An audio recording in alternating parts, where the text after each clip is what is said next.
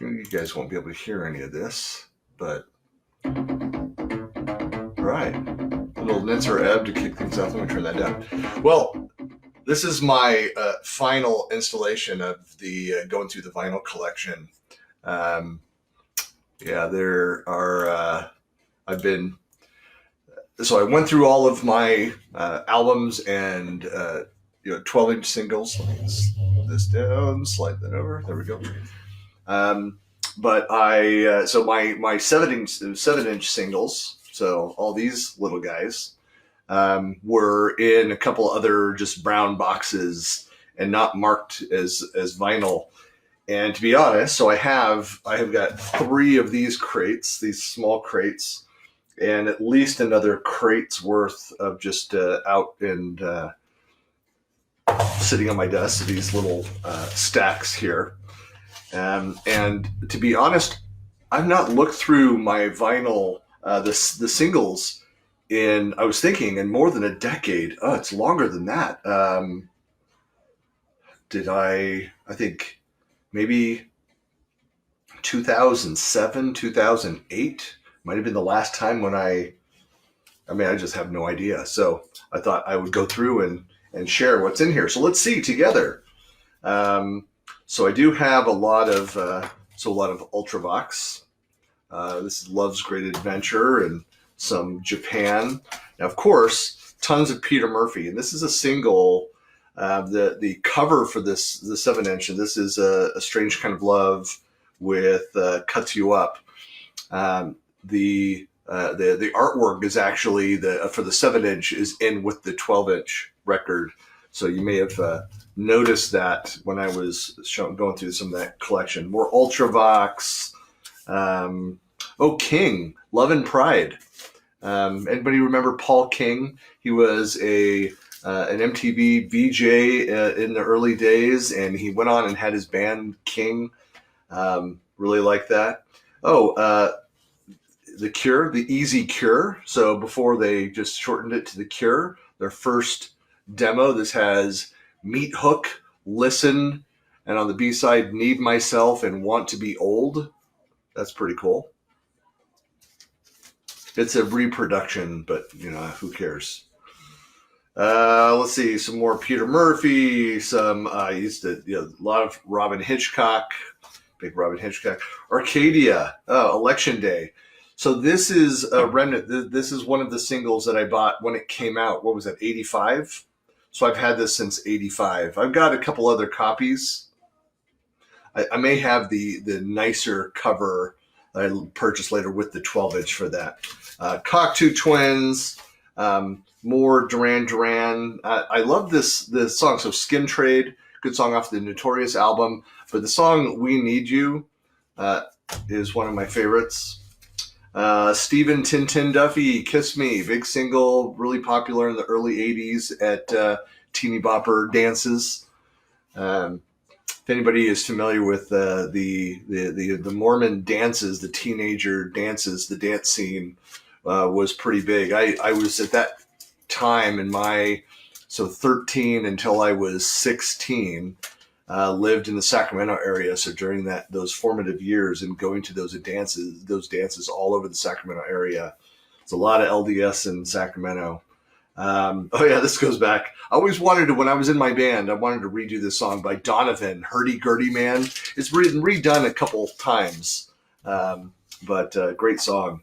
New Mood on Monday, Duran Duran. I think this is one of my all-time favorite Duran Duran songs, and I love the video. That whole era, more Duran Duran out there. A lot of Duran Duran stuff. Beggar's Banquet, so All Night Long, Peter Murphy. Naked Eyes, more Peter Murphy. Is that all Peter Murphy? Yep, all Peter Murphy. Some more Ultravox. Trans-X, if you remember them. Madness. Then I've got a bunch of these cool. This is just Flock of Seagulls. It's actually a square single. What is that? For the More You Live, the More You Love. Great single. Some Bronski Beat, some more Flock of Seagulls, another square. Yeah, Bronski Beat. Look at the interesting shape of that vinyl. Yeah, their song Come On, Come On. So anyway, yeah, dance club in that era. For those that remember, so I attended university a little bit young. I started at BYU when I was 15. Skipped a couple grades. And what was great about that is that I then got a college ID, which got me into 18 and over dance clubs. And that kind of wrecked my freshman year when I was 15, 16 years old, was going to the dance club 2, sometimes 3 times a week. Yeah, that makes for great 8 a.m. next day science classes. Peter Schilling, Major Tom, some Midger, so his solo stuff, his first solo album, a big fan of that. I actually saw him on his second tour for his solo stuff. And he played a couple Ultravox songs, but really good stuff. What was this? Oh, Sparks, some more tons of again, Flock of Seagulls stuff. What's with the square vinyl, the singles? I have no idea. I've got as you see, I've got multiple colors, red, black, the yellow versions of these. This is one of those things where I was, I think I bought a lot of this vinyl somewhere around 90, 91. So right towards the end, the second half of my time as I was a runner for a law firm. I wasn't making a whole lot of money. I was newly married, and I would get reimbursed for mileage. And so I was the long distance runner for a law firm. So I was going to courthouses all over Northern California, Central California. And so I'd be in my car all day long and listening to cassettes and CDs, flipping through, and I'd have to drive to San Francisco or up to Redding or Oroville or all the way down to Fresno and all around the Bay Area. And I'd go to all of the different record stores. And I especially loved being born and raised in the Bay Area. When I'd have to go down to the Bay Area, I'd go to Rasputin's there in Berkeley, or there's I don't remember the name of the place over in Concord. If I had to go to Martinez to the Muni Court, and so I would carve out time and I would go there. I knew exactly the distance, the location of the music stores to each of the courthouses, and so I would kind of go make that run. And so I would get these reimbursement checks every week that might be anywhere between $200 and $500 that was tax-free. And my wife didn't know about the amounts all the time. And so I'd pay for my gas and car upkeep and purchase a lot of music. Duran Duran, Human League. So the classic song everybody knows, Don't You Want Me? Great. Oh, yeah. I found this one is pretty great condition. But the Take On Me by Aha. Everybody knows. More Duran Duran. Lots of Duran Duran. View to a Kill, Duran Duran. Soft Cell. Which one is this? Where did I go? Oh, so it is, Tainted Love. What else? More Naked Eyes.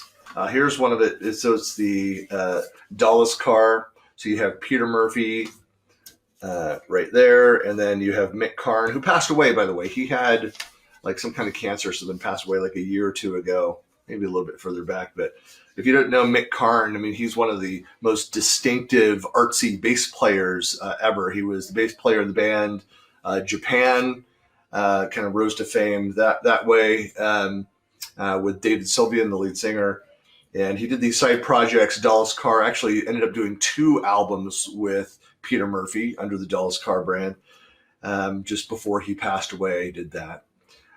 Human League, Nonstop. Oh, here we go. Here's another King, Love and Pride, so another imprint of that. And then I found this mint condition. I'd like to go back and purchase the rest of the singles that I don't have, but the Blow Monkeys go public, so off of their first, I think that's their first album.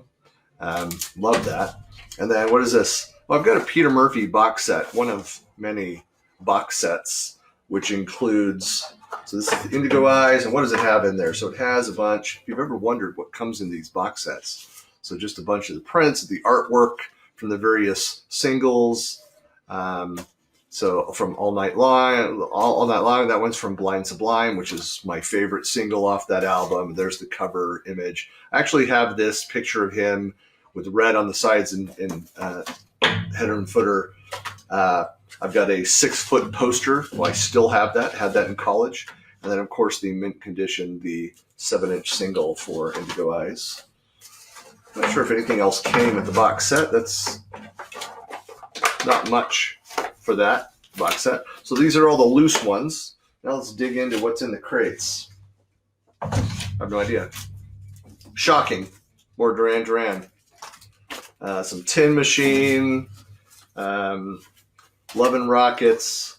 A lot of people that didn't become familiar with Love and Rockets until this song, So Alive. Great single. It was one of the top, I think 89 was one of the top singles, modern rock singles. It's a decent album, but here's more King. What is that one for? Alone Without You and I Kiss the Spiky Fridge. Nobody knows King. It's all right. And then here's the 7-inch for Frewer Doot Doot. And if you recall from my last video, they are now Underworld, doing very different style. So a lot of the rare singles for Duran Duran. There we go. For Mirror People. Absolutely love Mirror People. That is a great song. Tin Machine. So a bunch of Eurythmics. I'm not going to show every one of these. I'm trying to kind of empty out the end here so I can get a better idea. More Love and Rockets. There's Lazy. I see what I was doing here. So I actually have the vinyl outside of the covers here so that I don't get the circular wear. When in Rome. What is this? I have no idea what that is. More Peter Murphy, Blue Heart, Indigo Eyes, Culture Club. What is that? The War Song.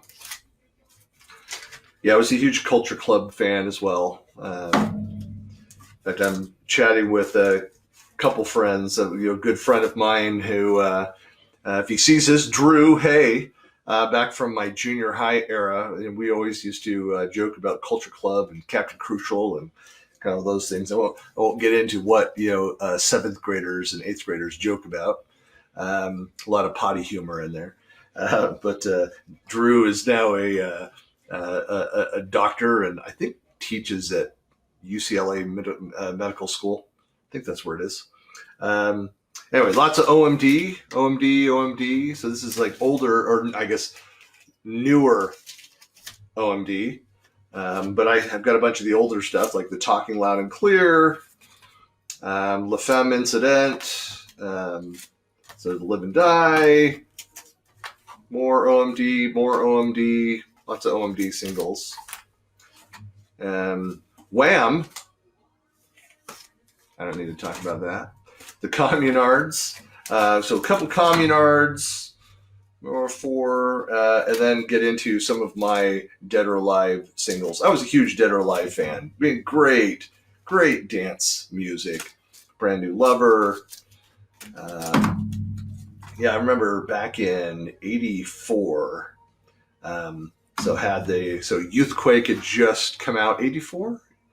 Yeah, Youthquake had come out, and went and I found their first album as well. So In Too Deep, that's just off of, that's the, what is it? The, all the production of the stock Atkin Waterman stuff era. So this is the My Heart Goes Bang, one of my favorite songs from that. Marcy's asking, did I ever have the Flock of Seagulls hair? No, I did not. No, I think all of us, normal people back then, normal people, just thought it was goofy looking hair anyway. Thomas Dolby's Cube, not one of the better singles. I'm a big fan of Thomas Dolby. I love his production work. I mentioned about last time, so he produced, I remember hearing a single from Prefab Sprout, which apparently they were really popular and influential in the UK at the time. They were not in the US at all, just quickly forgotten, but they had one minor hit of, off of, what was that? Like Fast Girls, Fast Cars or something like that. Anyway, I don't remember what it is. Here's the Ryuichi Sakamoto with Thomas Dolby. So a lot of Thomas Dolby stuff. He started getting into the goofy stuff up the Airhead, Hot Sauce. Not so much a fan of some of that later stuff. Here I'm just getting more of them. Close But No Cigar. Love this. I was singing a song, challenged my wife, like, do you remember this song? And she couldn't name it, but was a huge fan of the Dream Academy when they came out. I remember they came to town, and I was young, had no money, couldn't go. But yeah, Echo and the Bunnymen. So the People Are Strange. I've got both versions of the 7-inch of that one. They start getting into Erasure, tons of the old Erasure. This is stuff I mentioned yesterday. I wasn't so much a fan of the earlier Erasure stuff. I remember my college roommate Scott, really confusing. He had posters of Ozzy Osbourne, Yngwie Malmsteen, and Erasure. That makes absolutely no sense. Eurythmics, one of my favorite all-time bands. As I mentioned, I was a fan of the Tourists in the late 70s as a kid. I remember my dad having an album. So there's Shame, a bunch of live stuff. Don't Ask Me Why. Yeah, Angel. And I just absolutely love Annie Lennox's voice. It's just fantastic. A bunch of other Human League, more Thomas Dolby. What is that one? Oh, yeah, of course. I think this is a reprint, but She Blinded Me with Science, that everybody knows, of course. Phil Oakey and Giorgio Moroder, whatever. Kitchens of Distinction, Ian McCullough.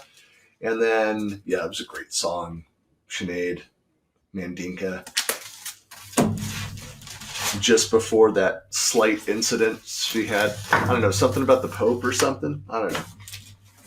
Pays attention to that stuff. Yeah, let's see what else. Let's see. All right. Crate number 2. One more after this to go. Hopefully this is exciting for you. What is this? The Associates. I have a ton of stuff of the Associates. I like the Associates. It's one of those bands which you may not know, may not be familiar with. Were very influential to a lot of people. And I just happened to come across, so I think I have, like, you see these singles were like $2. I think I came across just a bunch of it. Somebody clearly cleaned out their collection. And I was able to kind of swoop in, saw all of it together, and just bought the lot.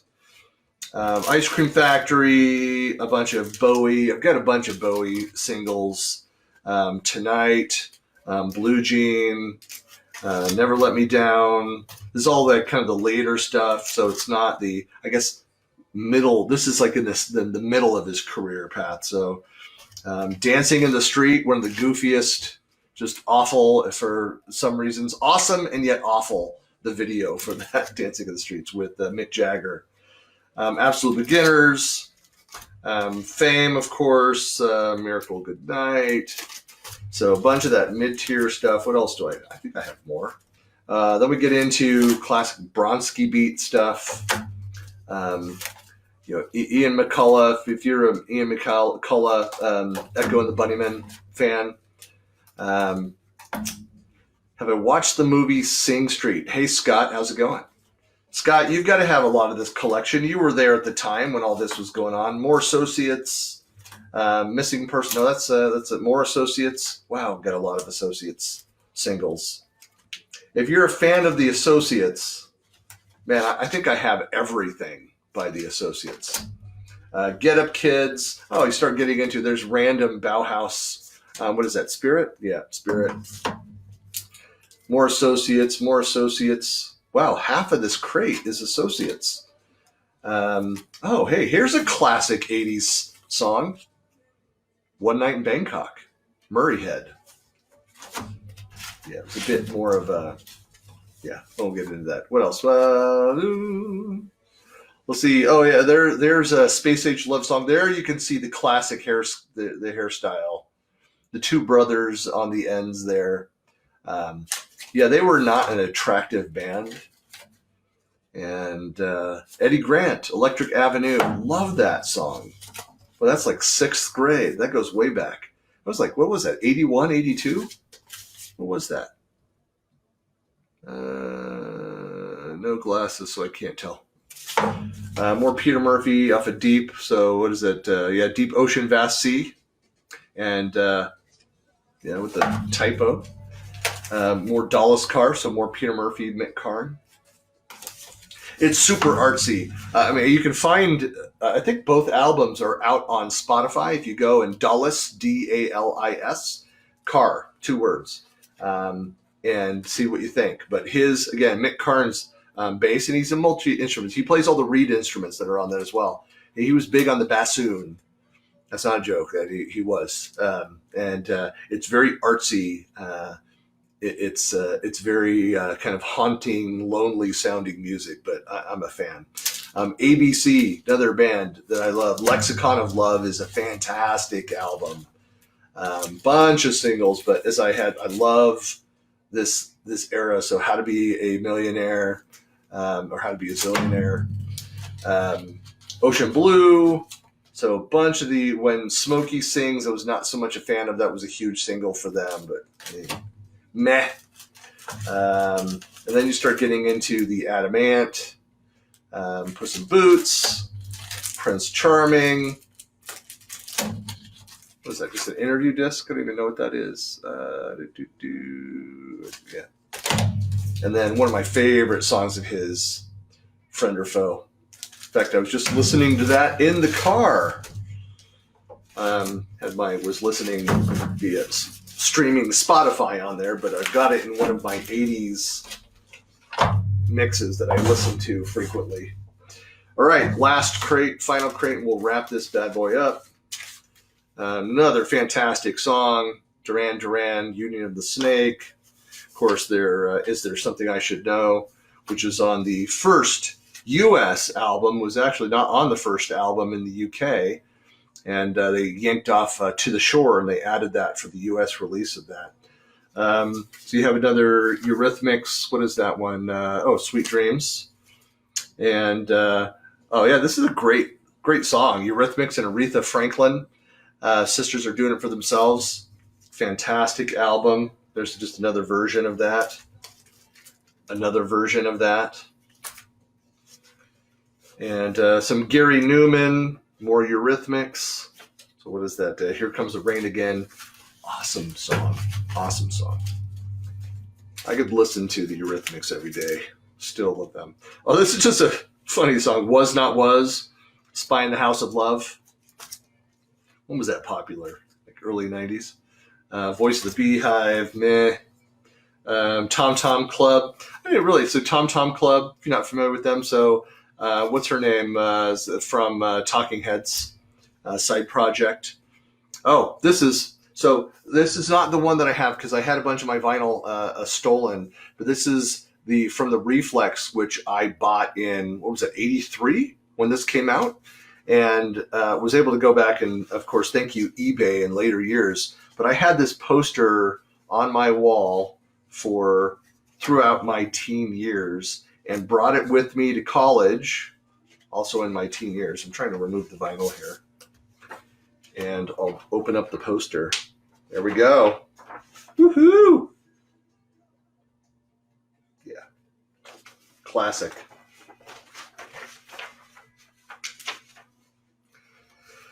Yep. As I've stated, I think more than any other band, I'm a Duran Duran fan. I'm still a Duranie. So let's see. More Midger. If you don't know Midger, lead singer of Ultravox. Also participated in Visage. And he co-authored the song, or wrote it, of the Do They Know It's Christmas, and that whole the drought in Africa that happened, and the what was it, the We Are the World stuff happened after that, based on that. That Certain Smile off of his first solo album. And what is this one? That's just that one. And then If I Was, great single. He just has such a great voice, very just clean, pure sounding voice. Ultravox, All in One Day. What is that one? Ultravox, All Fall Down. More Ultravox, a lot of Ultravox.